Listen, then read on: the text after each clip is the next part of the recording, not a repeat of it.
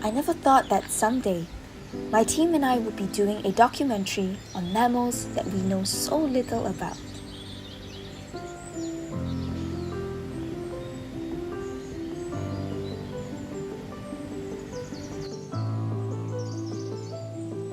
When we first looked through the topics given to us on our nature documentary film, we have never agreed to something this quick as a team. It was as though we were drawn to the otters, responding to their cry of help. The 4 kinds of otters in Malaysia face different threats. Sadly, there isn't a one-size-fits-all solution to their endangerment.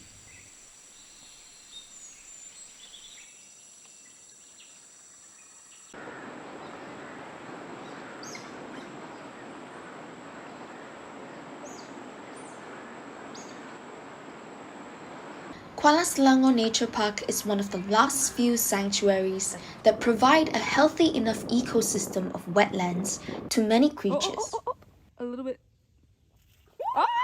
including the curious yet intelligent smooth-coated otters and the elusive yet nocturnal Asian small-clawed otters.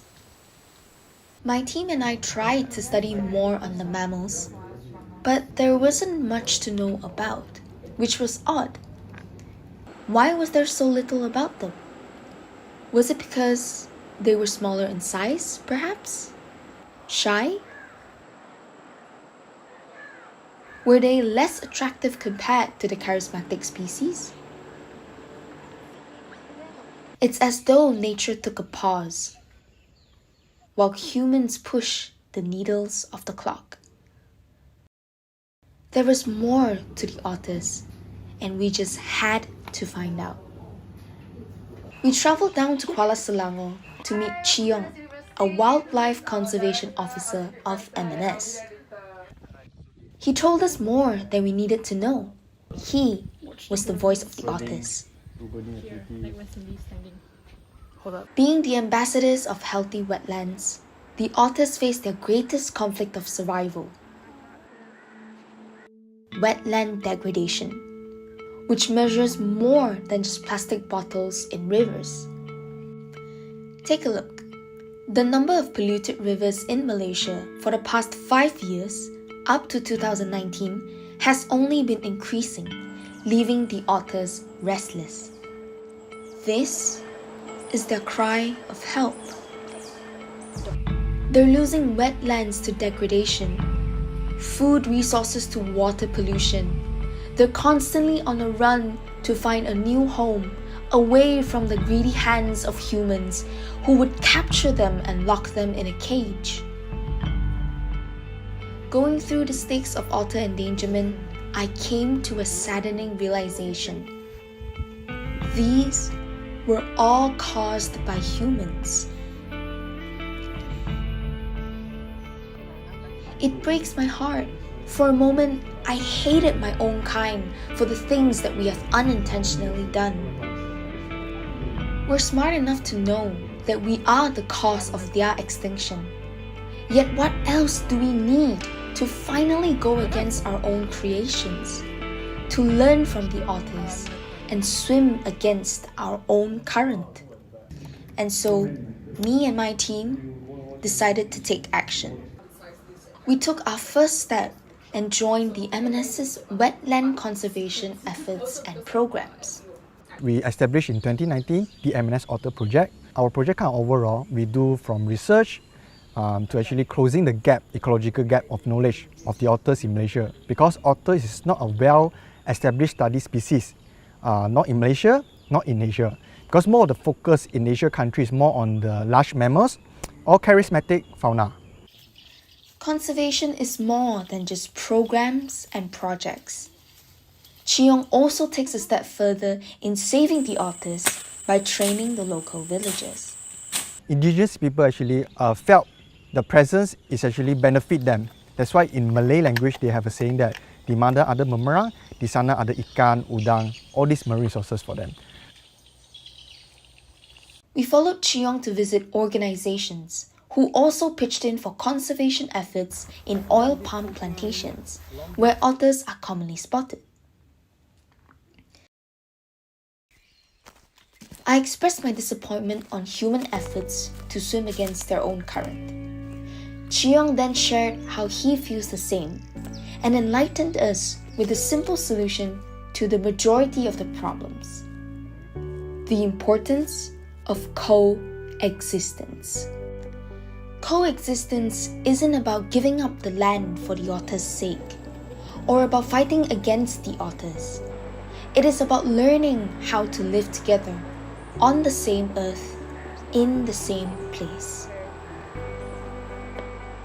Kita manusia melindungi memerang dan manusia hidup sama-sama.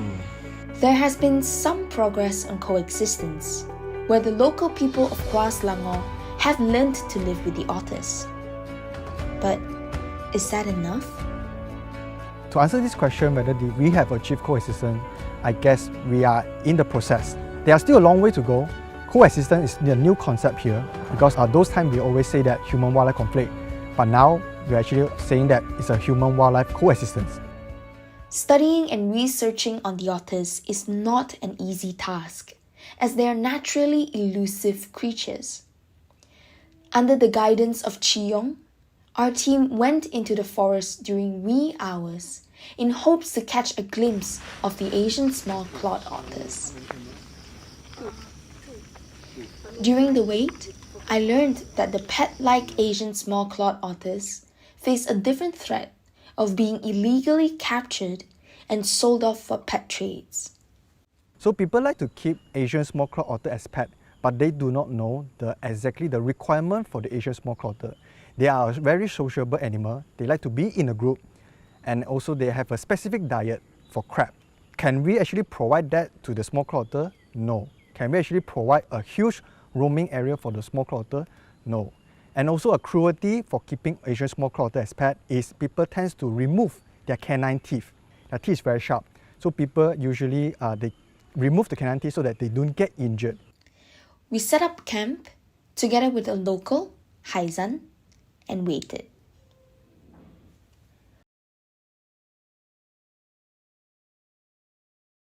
It's now 3:40 a.m. We've camped out for about 2 hours now, and sadly there wasn't any sight of otters, so we're probably gonna come back tomorrow and try again to camp out for a longer time and see if we can catch the Asian small claws.